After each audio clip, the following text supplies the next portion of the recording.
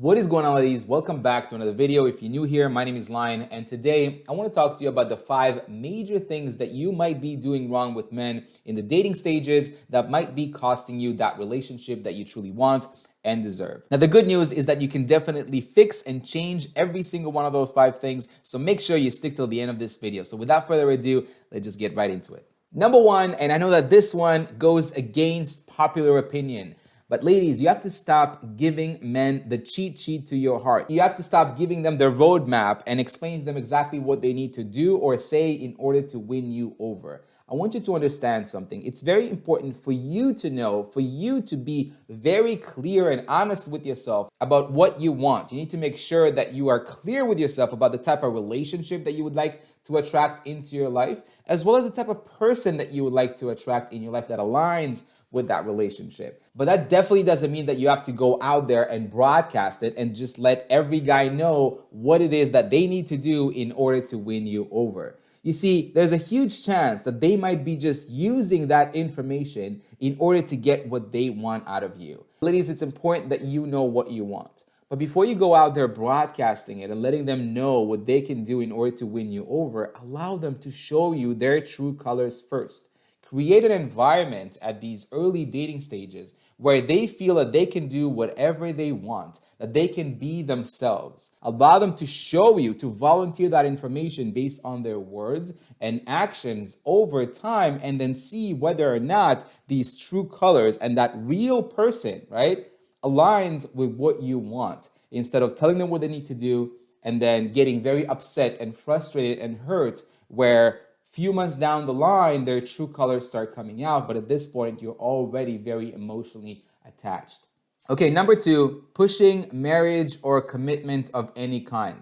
Listen, ladies, I understand that you might be looking for a committed relationship, and if you're here on this channel, that's probably what you're looking for. You are looking for something serious. You do not want to waste your time with the wrong person. You're not looking for a casual hookup. You're not looking for a friends with benefits type of relationship. But if you ever feel like you're in a situation where you need to hint things, or you need to maybe straight up pressure someone or let them know that you want commitment or that you want marriage or whatever that is, then that should already be your answer. You see, a man who wants to be there, a man who wants what you want with you specifically, is never going to need to be convinced. Ladies, take your time. I want you to understand that you are single and so are they until you are not. All of these new terms that we have created recently, right? We're exclusively dating or any of those things, they don't mean anything. Trust me when I tell you, you are single until you are in a committed relationship. Up until that point, you are 100% single with everything that entails, which means that you could be talking or even seeing other people, and frankly, so should they. Ladies, you have to understand that there's nothing that you could be or should be doing in order to force someone or beg someone or nag someone into a commitment, into a relationship, let alone into a marriage with you. Remember that you are single and so are they until you are not, until you have that commitment, right? That is what's going to incentivize that relationship. But if you're already giving them all of these girlfriend, all of these relationship, all of these commitment benefits, right, without requiring them to take the responsibilities that go along with it too, there's really no urgency for them to take that next step and talk about commitment. Again, you should never have to come to a point or feel like you are pressuring someone or pushing someone into commitment with you. If they don't want to do it naturally, that should be your answer. And number 3, allowing physical intimacy before you have taken the time to really get to know one another and build some emotional intimacy first. Ladies, I know that this might be a controversial subject, and a lot of people feel that since physical intimacy is a very important component of a healthy relationship, and it's definitely something, right, among the top things that we are looking for in a romantic partner. We are looking for healthy and enjoyable intimacy. But I want you to understand that there's a time and a place for everything. Physical intimacy. And when I say physical intimacy, I don't just strictly mean sex. I talk about all of these things that create the same hormonal response as sex. So whether that's kissing, maybe even holding hands. The reason why these things feel so good to us is because they have that hormonal response. Release a cocktail of hormones like dopamine and oxytocin and all of these things that are creating this emotional bond. So that physical intimacy is going to make it very difficult, if not impossible, for you to continue really getting to know one another and seeing each other's true colors if your judgment is already so clouded by all of these hormones that are now telling you that this person is the right fit for you just because you're starting to engage in these levels of physical intimacy.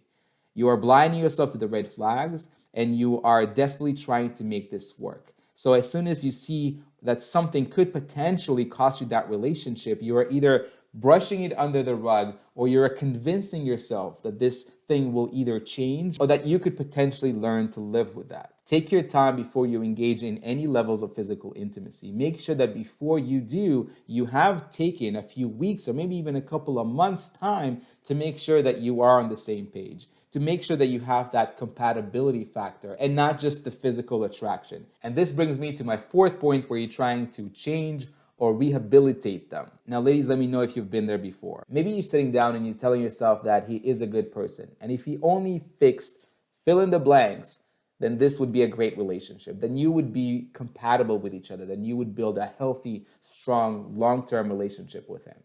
Let me tell you something. You can't change them and you can't fix them, nor should you try. If someone is going to change, it's because they have at some point came to that realization, right? All by themselves, and not because you have maybe mentioned that a few times or been nagging them about it for a few weeks or months now. It is no one's job to fix ourselves but our own. And although no one out there is going to be perfect, perfection does not exist. And if we truly take the time to get to know someone, we're definitely going to find great things that we love about them, but we're also going to find things that we don't like as much about them. There is no perfection in this world. There is no perfect people, and therefore there are no perfect relationships. However, you have to be honest with yourself and be able to differentiate between things that you might not like as much about them that you could definitely accept and live with versus deal breakers that are going to cost you your relationship. So the fifth point and the last point that I want to talk to you about today, and this is something I see a lot of women do wrong at the early stages of dating, and that is being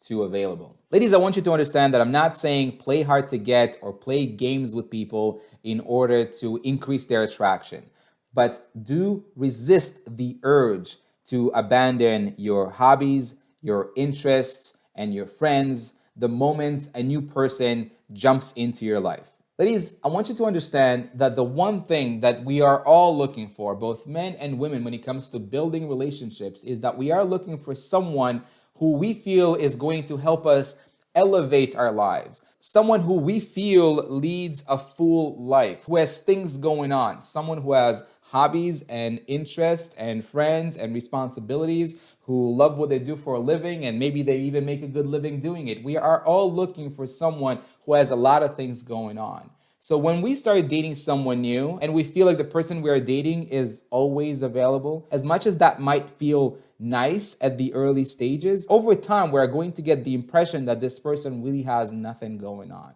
And at some point, it does get boring. You might be hot and heavy at the beginning, but there's definitely such a thing as too much too quickly. So ladies, please resist the urge to drop the rest of your life the moment you start dating someone new. All right, ladies, so if you made it this far into the video, I appreciate you taking your time and your energy to watch this entire video. Make sure that you subscribe if you aren't already. Give me a thumbs up if you enjoyed this. And let me know in the comments, what are some other things that you believe or maybe that you have learned over time that you have been doing wrong in dating situations with men. I'll see you guys in my next video. In the meantime, watch this one because it's more no BS advice about dating and relationships. I'll see you guys in my next video. Peace.